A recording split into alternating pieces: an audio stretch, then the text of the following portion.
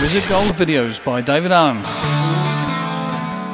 So here we are in iStudiezPro, and it's the middle of the summer, and the last thing that any student wants to think about is going back to school in September. But well, I've got iStudiezPro to have a look at, and it is actually quite a good application for students when you're studying. So let's have a look how you might set up something, and maybe it's something you might think about when you go back to school. So the first thing you do when you get into iStudiezPro is to set some stuff up. Now, when I got this application for myself to try out, it comes with some sample data, it comes with some subjects already set up, and it comes with some classes already set up. So here we've got the semester that is set up here, and these are the subjects that are being taken, and these across here are the classes for those subjects. So the first thing to do is to click on there and say we're going to have a new term.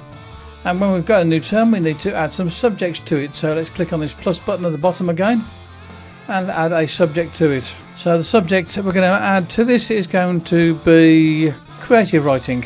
So let's start with the class.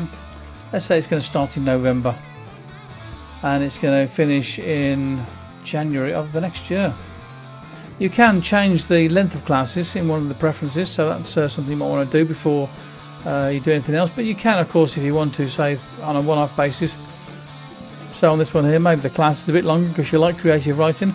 So there you go, the class finishes at 9:30, and the class repeats one per week, and it's going to be on a Wednesday. It's not going to be on a Saturday, so you can choose more than one day there. That's quite handy, isn't it? And it's going to be in building number 1, and it's going to be in room number 52. And the teacher that's going to be signed is going to be Adam Spencer. If you haven't got your teachers set up, then you can set up the teachers afterwards, or you can set all your teachers up before you get started with this. Just depends on how the information comes into you. So let's add this class.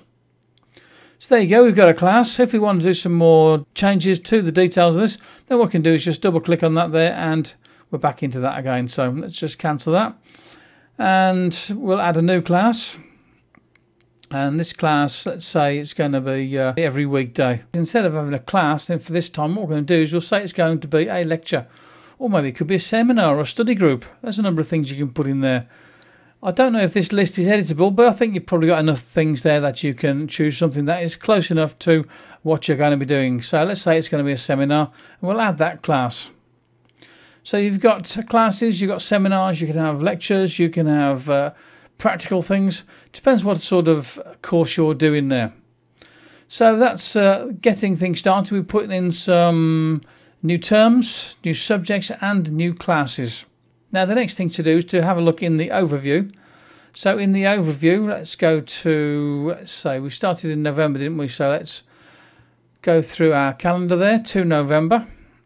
And as you can see, we've got this here. It's our creative writing class, and it starts at 10:50 in the morning and finishes at 11:45. We've got a day view there, and also we've got a week view. So we've got a little bit of a clash there with our biology class and our creative writing class. So obviously something's going to have to be sorted out there. Okay, so next thing to do is to see about assignments. So in assignments, we go to this tab over here. And on this one here, we've got assignments that have to be done. Now let's imagine that you've got an assignment to do for your creative writing before you start the course. So let's add an assignment. Click on the plus button down the bottom there. What I did in the summer. And let's say it's going to be a low priority. And you can add partners to this here. So for instance, if you're going to be studying with someone else, then for instance, you're going to be working with someone called Fred Bassett. You select Fred Bassett, click on that there, and you've got your partner in there, partner in crime. What you did during the summertime. And the subject is a subject for creative writing in the new term. So there you go, we've set up an assignment. How about that then? You can mark assignments done when they're done. This is what this thing here is for. So it's not done, so we'll leave it there. We've got a due date. You can set low, normal and high. And you can have a notification set for the due date, or you can have it set for 4 days before the event. So if you like to do things at the last minute, that's when you're going to start doing it. You can look at your assignments going by the date. We can look at it by subject, so that we can see that in multivariable calculus we've got some maths homework. So we're looking at ones that have been completed. Let's have a look at the current ones. So we've got one that's due today, Genetics, Chapter 8, read online notes. So it can be things that you've got to hand in. It could be assignments that are just things that you have to do ready for a particular class. So we can organise it by priority. So if you want to say, well, okay, well, these things with the 2 exclamation marks, we better do that one first because it's obviously more important. Then we'll work our way down through the list. So next thing that we might want to do is we might want to set up holidays. Now we've got a summer holiday in there already. And for instance, you might say, okay, well, there's going to be some sort of half-term holiday in the autumn term. Okay, so half-term holiday, and it's going to start in, let's say it starts in the end of October, on the 29th of October. And it's just for a couple of days, so it's going to end on the 1st of November. Now on this one here, what you can do is you can do a shift schedule. So it's going to push all the classes till after this holiday. So let's click on that. So we'll click on Done there.